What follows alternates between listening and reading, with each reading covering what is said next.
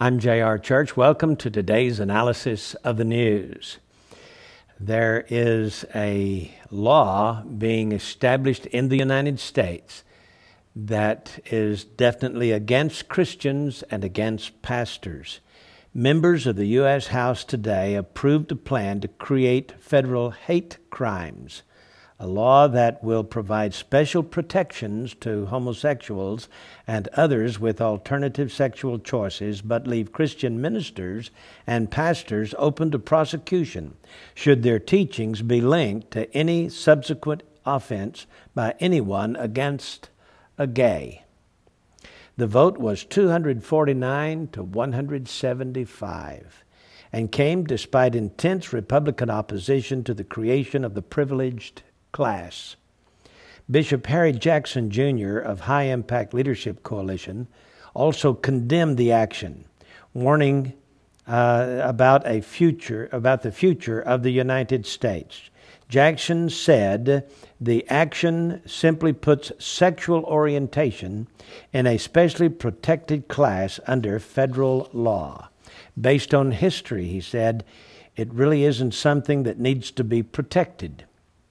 There's a problem that this is going to mark the first time that a protected class status is given to whatever sexual orientation one has. He said the history in other nations is a fairly certain prosecution of Christians. In Sweden, for example, a minister who preached out of Leviticus was sentenced to 30 days in jail for preaching out of the book of Leviticus. Similar state laws have resulted in similar results. In Philadelphia several years ago, a 73-year-old grandmother was jailed for trying to share Christian tracts with people at a homosexual festival, he said. U.S. Representative Fox, a Republican of North Carolina, said that this House Bill 1913 will create, quote, thought crimes. And U.S. Representative Trent Franks, a Republican of Arizona, said it will end equality in the United States.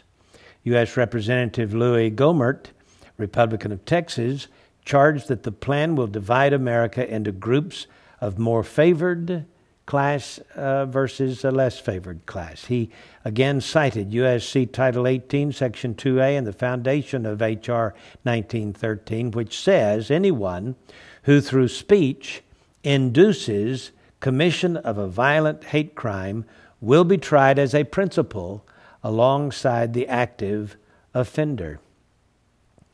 But there is no epidemic of hate in the U.S., he noted. U.S. Representative Randy Forbes, Republican of Virginia, introduced a striking argument. If Miss California, Carrie Prejean, who supports traditional marriage, had slapped the homosexual judge who derided her on stage under H.R. 1913, she could be indicted as a violent hate criminal, facing a possible 10 years in prison. But, Forbes said, if the homosexual judge had slapped her, she would have had no special protection under H.R. 1913.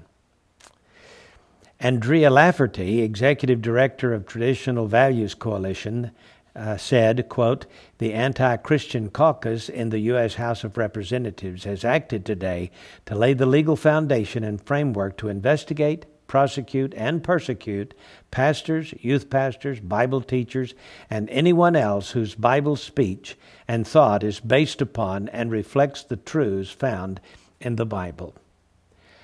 A pastor's sermon, according to Andrea Lafferty, could be considered hate speech under this legislation if heard by an individual who then acts aggressively against persons based on sexual orientation.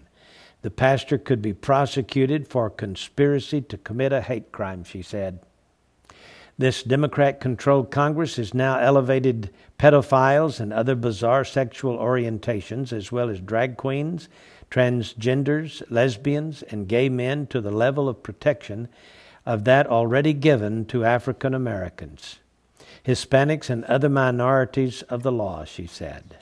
House Republican leader Joe Boner, a Republican of Ohio, said the Democrats have simply placed a higher value on some lives compared to others, a decision he said is unconstitutional. Not happy with just making Christian teachings on homosexuality illegal, noted officials at Liberty Counsel supporters have approved the law that also provides grant money for so-called sensitivity training to provide pro-homosexual propaganda. I thought there was a protection of religion under our Constitution.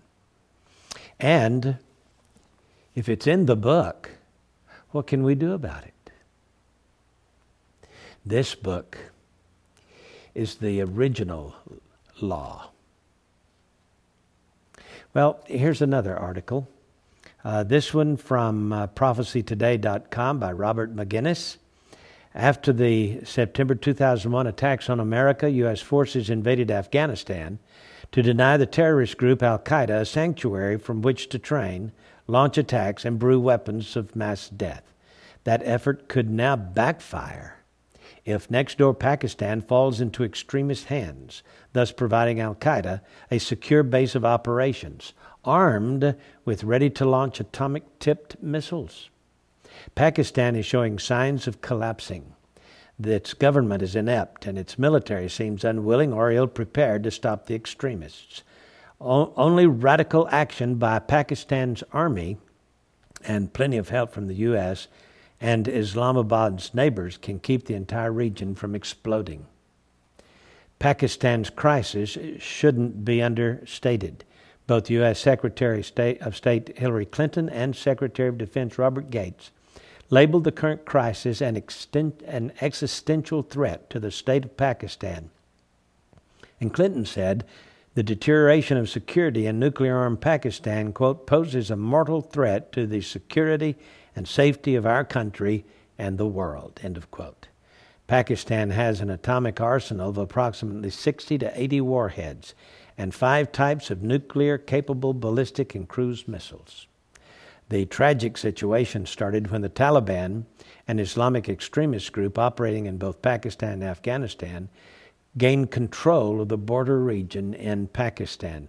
Recently, the Taliban expanded its control by violently pushing toward Pakistan's heartland, and it looks as if the Pakistani government is going to make a deal with the Taliban to allow them free rein. So we drove them out of Afghanistan, and they went over to Pakistan, where they are free to operate. Wow. One more item today.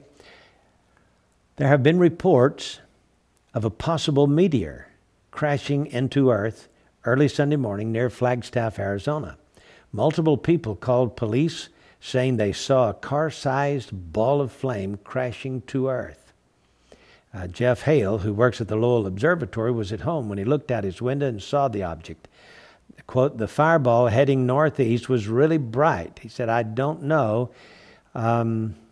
if whatever that was impacted, but it was exceptionally bright for a meteor.